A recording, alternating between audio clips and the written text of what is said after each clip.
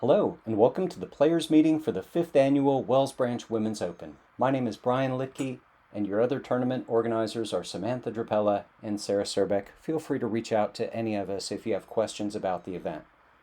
As far as safety, if you feel sick before the event, please do not attend, and during the round, watch out on fairways 4 and 5 because there's still some stumps in the rough areas of those new fairways. Please get to know what poison ivy looks like so that you can avoid it, and if you feel like you came into contact with it during the round, wash up when you get home. Rinsing, repeating is a great way to make sure that you get all the oils off and don't keep poison ivy for a week or two being itchy. Prepare for 36 holes. We're playing an 18-hole layout this year, and we're doing it twice. The temperatures are going to be in between 75 in the morning and 91 midday with mild winds in between 5 and 7 miles an hour. Please bring a refillable water bottle. We'll have bottled water and a water station at base camp. The Flying Goombas will be having a refreshment tent at Tee Box 15, and Vinnie Miller with Texas Women's Championship has refreshments at tee number 2, so you'll be able to get rehydrated at several places out on the course. Bring a stool or chair for during the round and also to use after the round while we're giving out awards and doing our prize drawings. Player groups are going to be cards of 4 to 5 players. Since we only have 18 holes this year, we'll probably do 5 players per card. Round 1 card assignments will be available in the players packet that's going to be sent out to players by email, as well as posted on the Wells Branch Facebook page. The starting holes will also be posted at the checkout table, so they'll be there on site when you check in. Players listed first on the card will pick up the paper print card at check-in. We will mix divisions for players on cards during the first round and arrange cards by division and leaderboard for the second round. And although paper scorecards are going to be our official scores again this year, I did set up the event as a league in UDisc, and you can keep score there so that you can see where everyone's at during rounds 1 and round 2, and hopefully we'll be able to determine scores quickly through UDisc. Our payout this year is $3,016, and that's after expenses. So both open divisions and AM divisions are going to be paid either in cash, PayPal, or Venmo at the end of the tournament. Payment for players who leave the event will be sent the next day following the tournament. And we've got so many people to thank for all that money in the payout. We had great sponsors like Mint Discs who provided the discs for the players packs this year. And that really reduced our operating costs so that we could put as much money into the payout as possible. The money that went into the payout, besides the fees to register for the event, came from people like Mike Burton, who gave $300 to sponsor our women's lunch. He's our premier sponsor for lunch, and please give Mike a shout out when you see him next and thank him. He's been sponsoring the Women's Open every year for $300 since we've started it. So we really appreciate Mike as kind of a leader of our sponsors. The Bogey Free Club and Strick are going to be making custom trophies for the event, and those also always turn out awesome. Please tell Strick how much you appreciate his efforts in making trophies for the Wells Branch Open and other events. He always gives back to the disc golf community. Disc Nation provided $200 in cash plus prizes. The Wildflower Tour donated $200. The round after the round is a round that's played after Wells Branch Sunday doubles each Sunday, and they donated $710. That was our top sponsor this year, and as we do each year, the Wells Branch Disc Golf Club matches that top sponsor, so $710 also coming in from the Wells Branch Disc Golf Club. The Hill Country Heisers also gave $100 and some merchandise. The Blue Bonnets Disc Golf Club, the Queens of Disc both gave money. Meridian Hive provided mead for the players pack, so each woman's going to get a delicious flavored mead to drink after the round. Mid-Range Monday came in with $100 to go into the payout. Fly Dye donated merchandise. Texas Custom Signs did many of the signs announcing the course closure for the event and the T signs that you see for the Women's Open that we reuse each year. So thank you so much, Texas Custom Signs, for what you've done in the past. We're reusing them this year, but you're still a very valuable part of our sponsors. Rimo Dyes donated discs. to the event. Connie Warren, Bobby Waldron, Shane and Destiny, Stephen Raymond, John Fisher, Mike Shea, Jennifer and Brian Litkey all donated sums of money that went to pump up the payout. Other sponsors included Alan Eckery, Ryan Hampton, Nathan Tucker and the Nomads, and our awesome refreshment stations provided again by the Flying Goombas and Vinnie Miller with Texas Women's Championship. Why did I put a gigantic Flying Goombas logo on this page? Because the Flying Goombas always do everything big, and when you get to hole 15, you're going to see just how special the refreshment station is this year, just as it was last year. Thank you to the Flying Goombas for providing the spirit that drives the feel at Wells Branch. Course layout and OBs. We're going to be playing 18 fairways with pink tuft markers on a few of the fairways marking OB lines. So I'm not going to read through all of the OBs here. On hole 1 though, we've got sidewalk and beyond OB on the left, creek on the right. Same for hole 2, the drainage ditch that's just beyond the basket on hole 2. If it's for some reason wet, could make your disc out of bounds if you're surrounded by water. So if you're surrounded by water, you're most likely going to be wet if you're in some sort of drainage water or creek. So going through, we have typical OBs for holes 3, 4, 5, and 6, and then you get to hole 7. And on that one, the path and beyond is out of bounds on the left, creek and beyond out on the right, but there is a Mando sign on the left side of the fairway, so pay attention to that. If you miss the Mando, play from behind the Mando and do that with a one-shot penalty.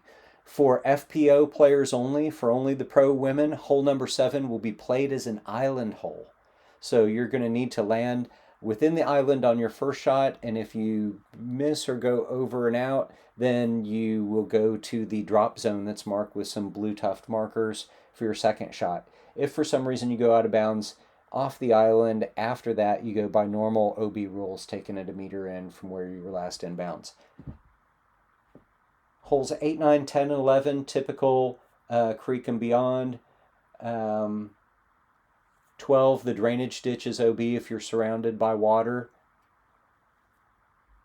13 is normal OB. On hole 14, the main creek is OB, but the drainage ditch that's up by the basket is not out of bounds. I don't expect any water. There's going to be bone dry this weekend, but these are the OB just in case. Any water in the drainage ditch on fairway 15, in this case, is not OB. Again, I think it's going to be dry. The fence on the left and beyond is OB on hole 15 this year. On hole 16, which is now a long hole to the elevated basket, the fence and beyond is OB on the left, the creek and beyond is OB on the right, and the drainage ditch that's fairly soon in front of the tee box, if your disc is surrounded by water, then you would be OB. Again, I think it'll be dry. On hole 18, the creek and beyond are OB on the left, and the path and beyond is OB on the right. The out of bounds on the right-hand side is marked with our pink markers. Last note here is that there's a painted circle on fairway 10, and we'll be using that for our ring of fire after the round. So the special OB for the Open Division, I already talked about. It's on fairway 7. It's only for the Open Division. And the island triangle is defined by the path on the left, the sidewalk on the right, and the granite path that cuts across the fairway. There's pink tuft markers that define that out of bounds. And this reiterates those same, what do you do if you go out of bounds on that particular island hole. So let's talk about checking in and getting playing. When you arrive sometime in between 8:30 and 9:30, please check in. And you're going to do 3 things. You're going to check in with me at the table so I know you're here. I'm going to put a little mark on the computer, and it's going to help me keep track of who's here. And then you're going to pick up your player's pack of goodies. There's going to be an event disc from Mint, an enamel pin, and a calendar with photos from last year's Wells Branch Women's Open participants. We have some fans that are left over from our order from last year, so you get that again in your player's pack this year. And if it gets a bit warm, you'll appreciate having that fan. And I've got some koozies left over from last year. If you have the UDisc app, check in to the event as your third step and find the Wells Branch course. And there will be the Wells Branch Women's Open listed as a league for October 5th. Between 9:30 and 10, I'd like you to walk to your round 1 tee box assignment. This is going to be a shotgun start. The first person at the tee, please create a card in UDisc and add your car mates to the card as they arrive. We're going to yell out a 2-minute warning, and as history serves, you probably won't hear it. So if you do not hear it, start at 10 o'clock. We will yell out a 2-minute warning, believe me. We will be yelling very loud, and for some reason the trees stop our voices. During the round, we will have an ace pot. There's a $50 ace bounty for every ace during the round, so literally you could make hundreds and hundreds of dollars if you're good enough. So I wish you the best. Make some aces. During the first round, we're going to have some cash CTPs. There's separate CTPs for pro and am divisions. So there are 4 holes for the pro divisions and 4 for the am divisions, $20 each on those CTPs. And those are during the first round. So we'll pick those up. We'll have those ready to pay out for you at the end of the event. So if you do well on a CTP hole, get the flag, write your name on it, and there's a measuring tape and a baggie with a pencil on top of the basket. So just write your name down and we'll award those after the event. So during lunch, you're going to turn in your round 1 paper scorecard to me at the check-in table, and we're going to give you a new score count at round 2 at the end of lunch. So I'll be making those up while you nom nom. So from 1 to 2, we're going to be doing lunch, and lunch is going to be served by Martin Rendon, pulled pork wrap, pineapple coleslaw, pasta salad, and fruit, and he's going to be serving that by hole 2. One person requested a vegetarian meal, and I will order a Thundercloud Subs vegetarian sub. Grab your food, find an area to eat. Once again, having a stool or a chair is really nice. Bring your own drinking container. Again, we've got people that are there to help refresh you, but having a refillable water bottle is going to be good. While you're eating your lunch, baskets are going to be moved to alternate positions for the second round for several of the holes. So when you get there, look at the T signs for the distances. And just as a side note, the distances on UDisc are currently not accurate. They get automatically estimated when you place your pin, and it's very difficult. I will go back in and try to correct those at some point, but right now the UDisc measurements are not based in science. So round 2 is going to start at 2:15. So between 2 and 2:15, I'd like you to check your T-box assignments and get going to the next tee box. Sometimes lunch delays things. We have a delay. Be okay with that, and I will communicate as I can if the round is going to start at a later time than is stated here. So you're going to start your round 2 scorecard on UDisc. You may need to enter your round 1 score into round 2. We'll make sure that happens smoothly, and we're testing UDisc before the event, so it happens as smoothly as possible. At 2:15, we're going to start play. Once again, yelling out a 2-minute warning that some people will hear and some people might not, so start at 2:15. After the round, I want you to turn in your scorecard. We'll use UDisc to check against the paper scorecard scores. There's some delicious Meridian Hive mead. Grab a beverage, sit down and relax, talk to your other players, talk to some of the volunteers who are there to make this event special for you.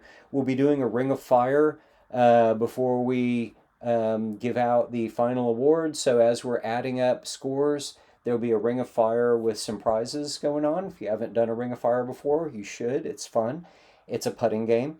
And then we will have our door prize table. We're going to have a bunch of goodies out on the table, and we're going to call out names almost as fast as we can. And then people will come up and choose one of the items from the prize table. Kind of helps ensure that you get something that you like rather than, something that was drawn and doesn't match up with your interests. As far as trophies, we're going to also determine the CTP cash prizes as well as the trophy winners for the division winners, and we're going to give those out, and I will deliver trophies to winners after the event if they've already left. I look forward to seeing you Saturday morning. I hope you're having a great day. See you then.